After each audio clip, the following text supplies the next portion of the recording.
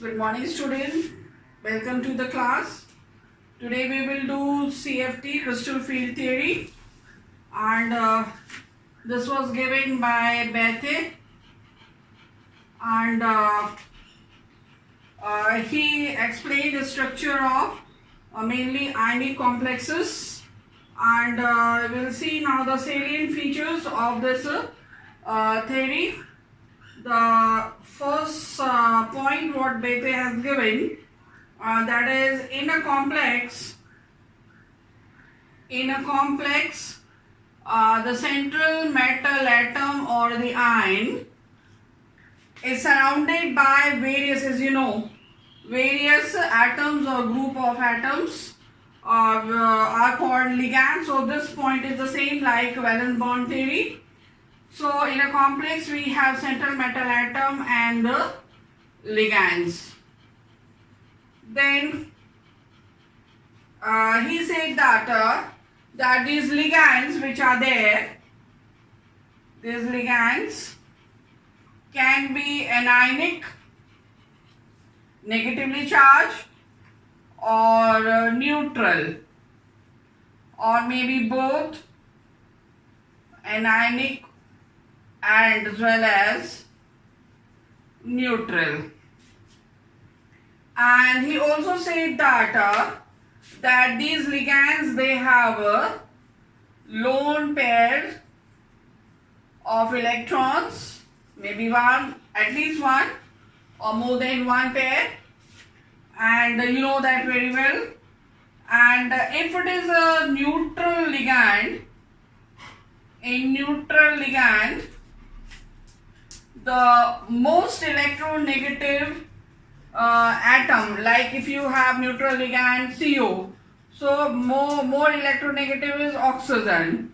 If you have the ligand NH3 amine, the more electronegative is nitrogen. So in neutral ligand, the most electronegative atom will be towards central metal atom when the metal is attached to the ligand. So in this ligand, the most electronegative will be towards the central metal atom. So this was the second point. Now the third point, that both metal atom, central metal atom or the ion and ligand both act as point charges.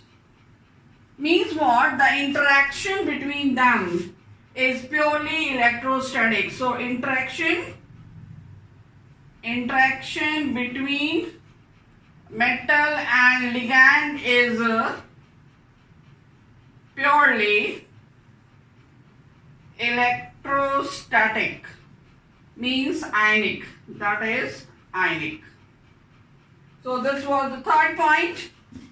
And now the fourth postulate,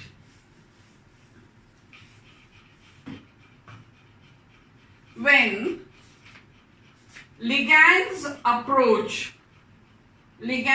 when they approach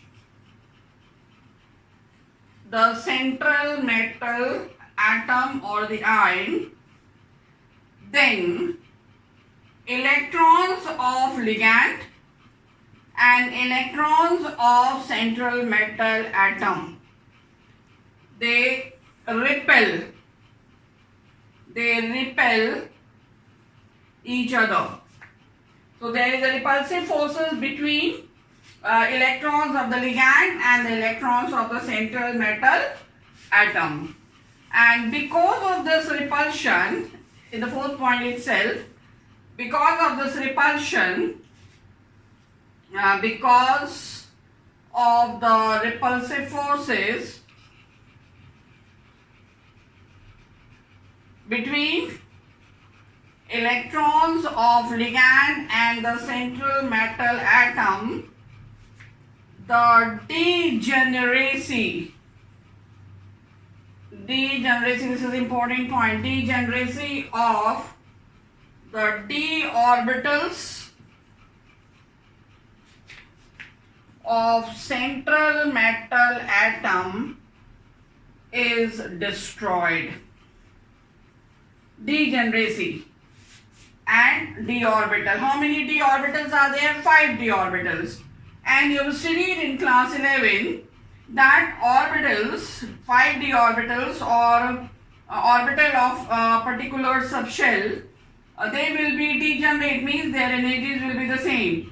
So d orbitals are 5 in number, so all 5 will have the same energy, and so they are degenerate. But when ligand approaches the central metal atom, then because of the repulsive forces between the electrons of ligand and the central metal atom, this degeneracy is destroyed.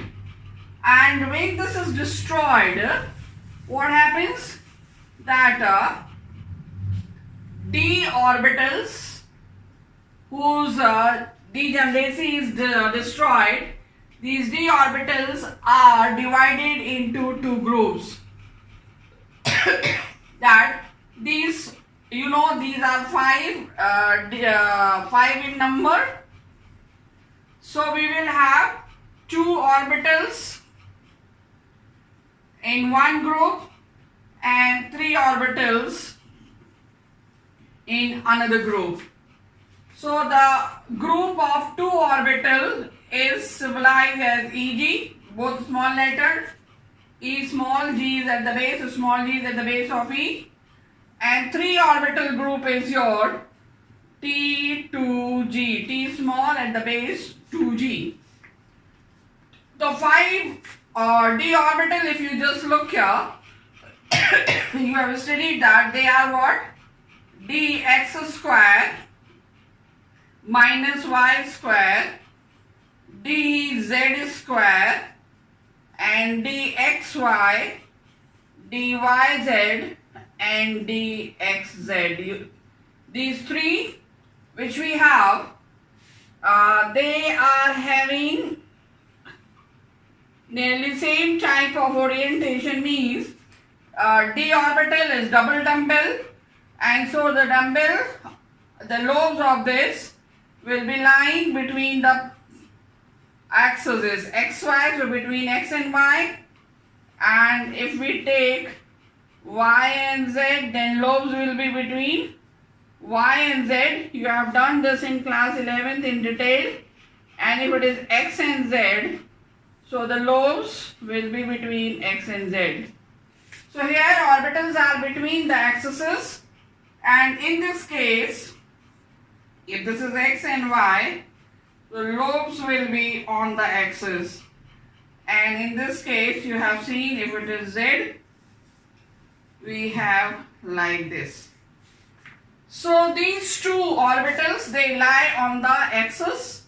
So they are in one group, and these 3, they are in between the axes. So they are in another group. So here 3 orbital is constituting this group T2G. These 2 orbitals constituting the group EG. You have to know this, remember this. Very easy to remember. How many letters do you see? Figure E and G 2. And how many orbitals? 2 orbital. How many figure you see here? T, 2G. 3 figures, T2G. And how many orbitals? We have 3 orbitals. So this is there. So this is divided into 2 groups because of the repulsive forces. And this splitting of the d orbital after losing their degeneracy, this effect is called crystal field splitting. So when 5d orbitals have been splitted after losing their degeneracy into 2 groups, Eg and T2G, then this effect is called crystal field splitting. Crystal field splitting depends upon the geometry of the complex. It depends. This is depends on geometry of the complex. Why? Because d orbitals, every d orbital has got different orientation. Just now I have shown you the orientation. The orbitals have different orientation. So because of that, geometry will be affected, and since geometry is affected, so splitting is also affected. So now the next point, that is your, when you see data, as I told, they are splitted into two groups, then orbitals, I mean d orbitals which approach, come in the direction of the ligands. Here I draw again for you quickly, dx square minus y square, x and y. So this is your orbital, dx square, y square, and this is your dz square. So in this case, if ligand is also approaching to the same axis, ligand is also approaching from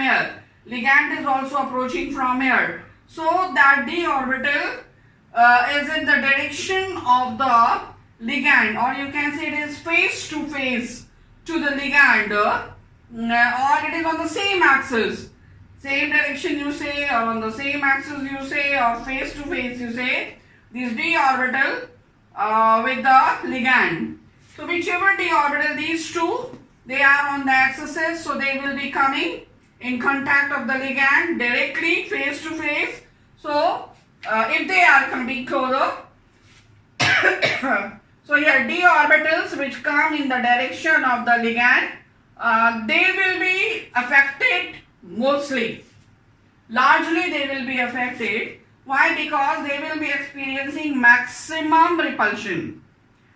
And because of the maximum repulsion, their energies will also be more. Repulsion will be more, so energy will also be more. So, and the orbitals like this, if I take dxy, which are in between the axes, if ligand is approaching from here, so these orbitals are not in direction if ligand is from here. So then this is away from the ligand, is not in the same direction to the ligand. It is not face to face. It is in between the one ligand from here, one ligand from here. So between the ligand it is there. So such orbitals will be experiencing a lesser effect. They will experience weaker repulsive forces, and so their energy will be less. So T2G and EG, these two groups you have seen, if these are lying coming closer to they are facing the ligand directly, then what will happen? Their energy will be higher than EG's energy. If EG is coming directly to the ligand, then EG energy will be higher than T2G. So that will be depending upon the geometry. Geometry means the shape is octahedral or tetrahedral, only two types of the complexes in your course. So you will be seeing that how the energy of EG and T2G is not the same in case of octahedral complex and tetrahedral complexes.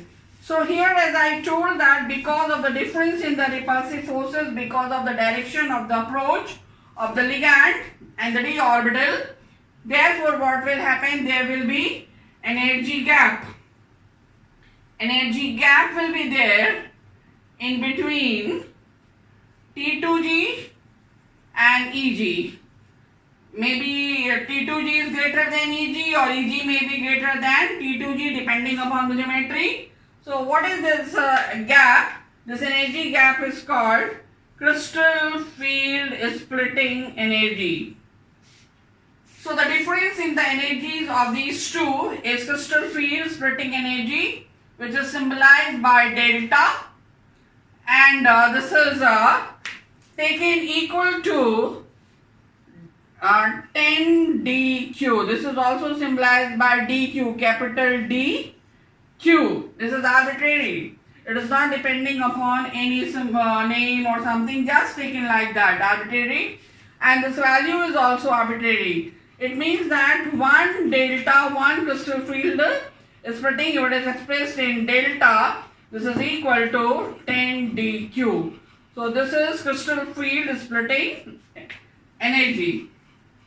Okay. Now, the next point, next postulate.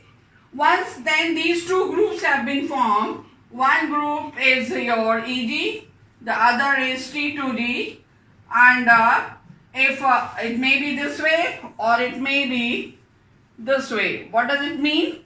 Energy of this is here lower side, so energy of this is less than the energy of this. Here this I have taken up, it means energy of this is more than the energy of this.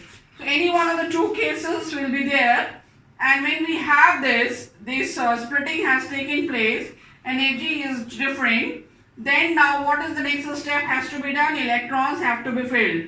So electrons of the central metal atom which will be filled in this, that will be totally according to the, strictly it will be followed by the Hund's rule. What is the Hund's rule? Every orbital will have one electron and then the pairing will take place. So it will go according to the Hund's rule, and you know that what the Hund's rule is. And then what is the next postulate? According to CFT, it is means CFT does not include that there is any overlapping of the orbitals of ligand and the central metal atom. As in valence bond theory, we have seen that the orbitals of the ligand and the central metal atom, they will be overlapping. But the CFT does not accept this thing, and according to this, this is totally interaction. So it this theory CFT rules out that complex compound have got any covalent character. So this is there. The point, and the next point, that is the stability. The stability of the complex. The stability of the complex depends upon the magnitude of crystal field splitting energy. Magnitude of this. And this magnitude of crystal field splitting energy, stability depends upon this, and this magnitude depends upon, number one, nature of the ligand. Nature of the ligand means ligand is weak or ligand is strong.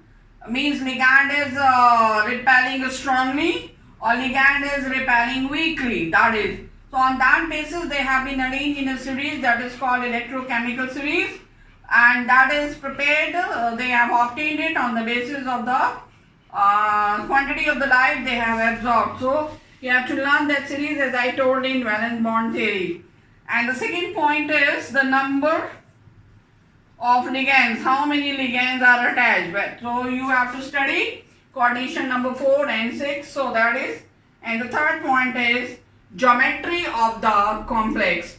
So stability of the complex depends upon the magnitude of crystal field energy, and magnitude of crystal field energy depends upon nature of the ligand. Ligand is weak or the strong, and the number of ligand and the geometry of the ligand. So now we will do the example of octahedral complexes according to crystal field theory. So octahedral complexes. So this is application of CFT. Okay, students. So for octahedral complex, if I draw a diagram for you,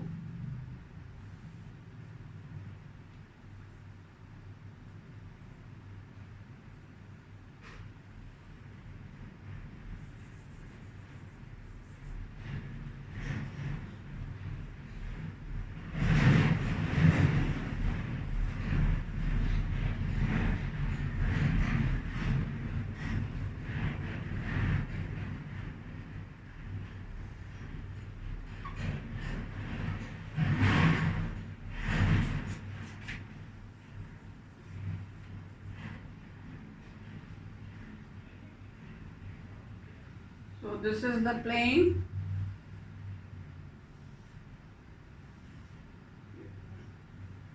And down also you can link.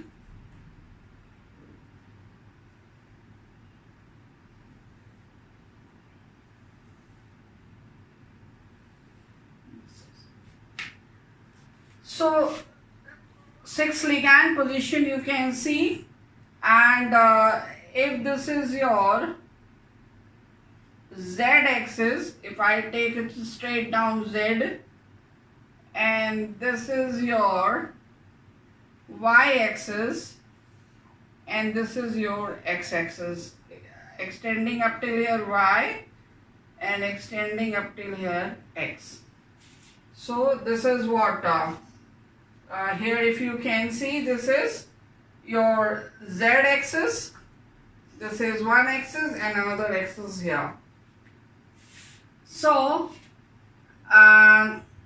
if your dx square and y square and dz square, as I told, these are your Eg, where this dx square and y square is on the axis x and y.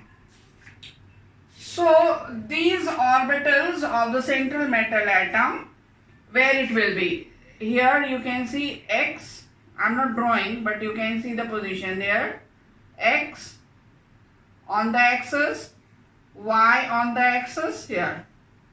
So what is there? If you just see here the ligand, it is directly coming in direction of the ligand, face to face ligand, here also face to face ligand, and here if we see face to face ligand.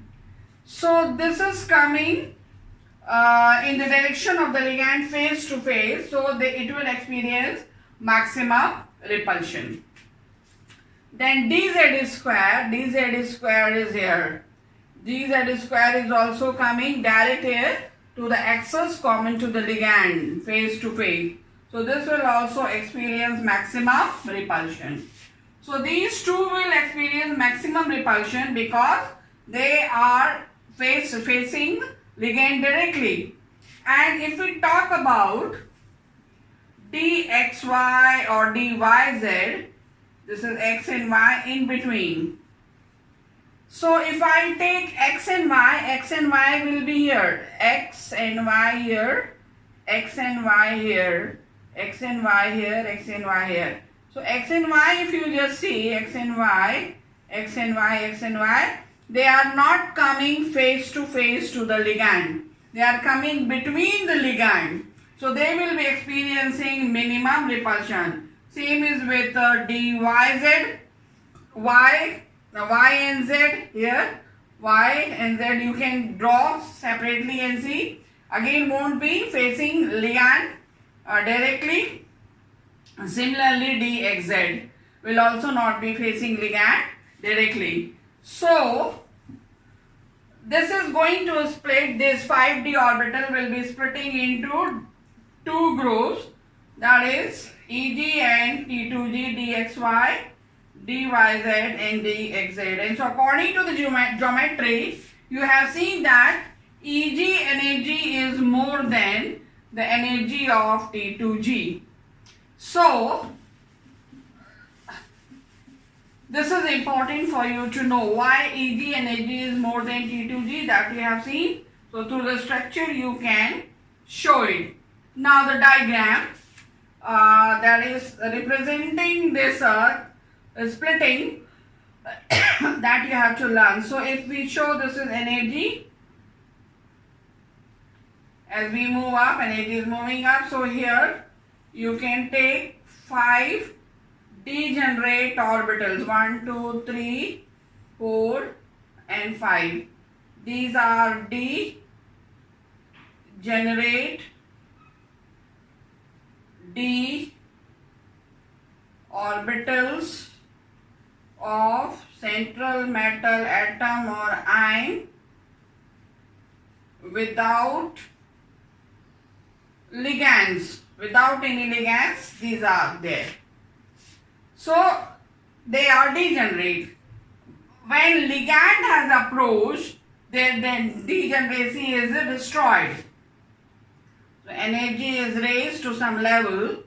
This is a hypothetical condition. So here all these five, their degeneracy is destroyed. Degenerate d orbitals in crystal. This is hypothetical. As they believe. This is there, but experimentally could not be proved. And then this is a splitting into two. We have two orbitals with experiencing more repulsion as they are coming directly in the direction of the ligand. They are your Eg, that is dx square y square and dz square. And another one, that is the second group, we have of the three orbitals, that is marked as T2g, dxy, dyz and dxz. So this is lower energy, they have higher energy, and this gap which we have, this is delta. Crystal field splitting energy, since it is for octahedral, so symbolized with O. This is not 0 O. This is crystal field splitting energy of octahedral complex. That means, and this is equal to dq 10. I write here. This is also equal to 10 dq. Okay. So if this is the central line, so it is found that they have 0.6 delta O, and this difference is 0.4 delta O, or you can say 6 dq, and this is 4 dq. So it means that every electron which is coming here, this is lower energy. So according to Hund's rule, so first electrons will come here and will be filling here. So when they come over here, lower energy, and they will be filling this to dxy, dyz and dxz orbitals because they are in the low energy region. So every electron which is coming here in this lower energy region, every electron will be stabilizing the complex because electron is coming to the low energy. Low energy is you have studied in the low energy state, always electrons are stable and molecule will be stable. So when any electron comes to this, one electron comes to here, it is stabilizing the complex by how much? 0.4 delta O. By this much, or you can say 4 dq, by this much of energy, it is stabilizing the complex. Another molecule, then this much more. Another electron on molecule, one more electron, then this much. So if one electron, 0.4, one more, 2 electron, in 0.8, and so on. Okay. And when electron here are paired up and filled, then they will be ultimately going to the upper zone, to the Eg. And when electron come here, one electron destabilizes. When first electron will come here, it will destabilize, stabilizing the complex. When electron is coming here by how much? 0.6 delta O or 6 dq. So electrons, as many electrons will come here, they will be destabilizing in this ring. One electron this much, so 2 electrons will be 1.2 and so on. And when electrons are coming here, then they will be stabilizing by how much? 0.4 delta O or 4 dq. So net energy you can calculate accordingly. So crystal field splitting energy, that will net how many electrons are coming here, how many are going there. So we can see that what is the total, and then we can find out the magnitude of this. Then I hope this is clear to you, students. So in this case you have seen that electrons are coming to the T2G first, and then they are pairing up. Then they are going to EG because energy of T2G is less than energy of EG. Okay.